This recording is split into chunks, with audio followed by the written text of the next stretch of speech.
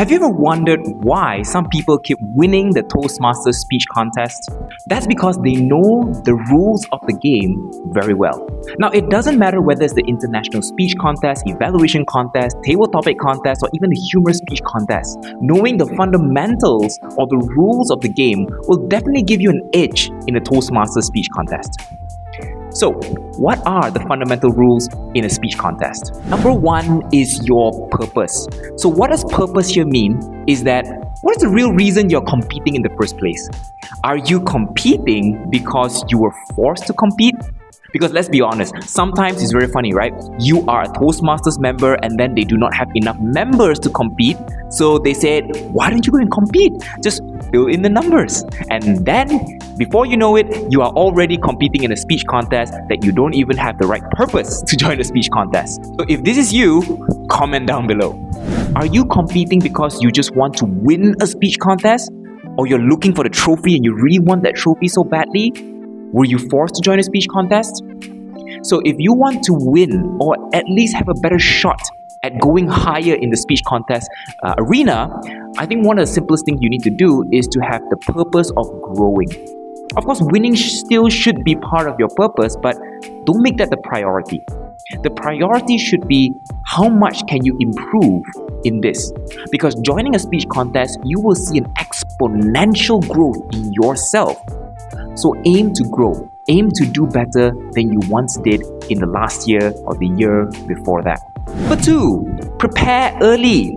Now this ties in very well with the purpose. Remember, if you do not have the right purpose to compete, chances are you're not going to prepare early as well.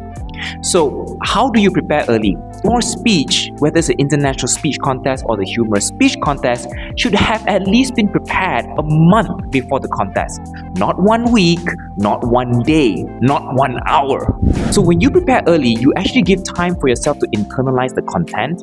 You even give yourself time to familiarize yourself with how you're going to deliver the speech. And of course, you give yourself time to make adjustments in your content. Now, this actually works well for evaluation contests and also impromptu speech contests. Having that time to prepare, meaning to say that you do a lot of rounds of feedback, evaluations, a lot of rounds of doing table topics. This gives you time to familiarize yourself with how you're going to say things, how you're going to get comfortable with different topics. That helps. So prepare early before going into the contest. Number three, seek help. Now, there are people, whether it is your local champions or world champions, they are probably at a level in which you aspire to get to, right? And just like me, when I started, I always aspire to be a world champion one day, or at least be the world top 3 in that sense. And what I do is I seek help from my local champions. I ask them for advice. I ask them for some ideas or what they think about my speech and what can I improve on. Now, if you reach out to them, chances are they're more than happy to support you. Chances are, right? Of course, sometimes they're going to be busy, etc. But it's no harm asking. So they know what it takes to be there. So ask them for help so that you don't make the mistakes that they have once made. Of course, you can ask people in your club for feedback, ask people in your area for feedback. But of course, this is where you need to take some feedback with a pinch of salt. Not all feedback are good feedback. So use the ones that you feel will be able to benefit you best. But of course, seek help from those who've already walked the path that you want to walk on. Now, the last rule is know the rules. Yep.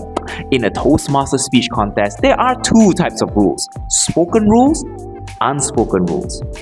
So here's the thing. Spoken rules means that the rules that are actually set in the rulebook, whatever it is super clear. For example, if you want to compete in an international speech contest, you must at least have pathways level 2. Spoken rules, right? You can actually search it up, you know what it is. You can even ask around to make sure that you don't break any of the rules, right? Or maybe you don't break the rules where your club is not of good standing and then you can't compete. Those are spoken rules. So get to know those things first before competing. The second part of this is the unspoken rules. Now, this is the part that's a little bit hazy. When it comes to the unspoken rules, think of it this way. If you notice the speaking style of an international speech contest, it's very story-driven, correct? So imagine giving an informative speech a TED Talk style of speech in an international speech contest, chances are you may not go up the levels as much as if you were to use a story-based approach. So this is what it means by unspoken rules. So you need to kind of know the game. Although it says international speech contest, it didn't say storytelling contest, but we kind of know that it's a story-based speech. So that's what it means. And aside from that, if you were to understand how the judges were to mark their ballots, if you were to understand what kind of stories stick well with people, if you were to understand what kind of stories make people repel listening to your speeches, that is what it means by unspoken rules. Find it out and find out what makes those unspoken rules, especially in your local areas or in the international areas. This will give you an advantage to move up the ranks better. Remember, when you join a speech contest, there is no win or lose. There's only win or learn. And every time that you compete, you are learning, you are growing. So keep competing, keep learning, and keep growing. And you may just be one of your local champions, or may even become the world champion of public speaking one day. And since you're probably going to be contesting, you might as well know who you are going to be contesting against. So why not find out who the types of contestants are from the video right here or here.